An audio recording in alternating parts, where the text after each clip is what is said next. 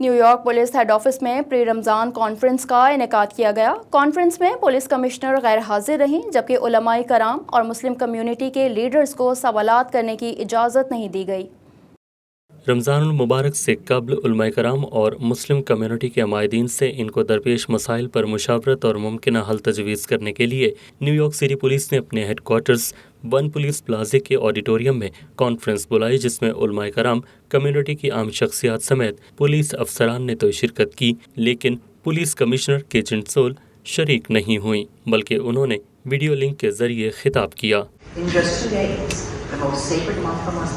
Across the globe will begin.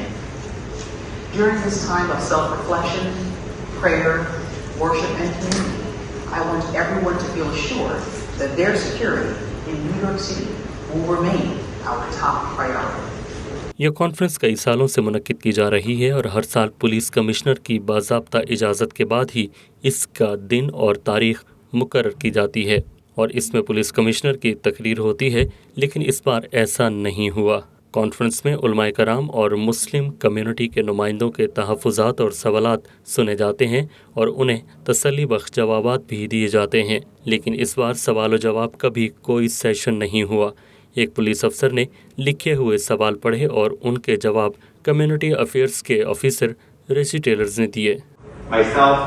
The members of the Community Affairs Bureau, your members, now Commissioner Stewart said, your police department, your Community Affairs Bureau, that we're going into the mosques every Friday.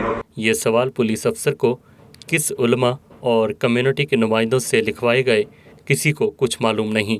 علماء کرام اور عمائدین اس انتظار میں بیٹھے رہے کہ کب ان سے رمضان المبارک سے متعلق انتظامات پر مشاورت کی جائے گی۔ کانفرنس بس رسمی انداز میں شروع ہوئی اور قریب 1 گھنٹے تک جاری رہی، جس کے بعد رسمی سے انداز میں ہی اختتام پذیر ہو گئی۔ نیو یارک سٹی پولیس کے اس رویے پر مسلم کمیونٹی میں خاصی تشویش پائی جا رہی ہے اور انہوں نے ناراضی کا بھی اظہار کیا ہے۔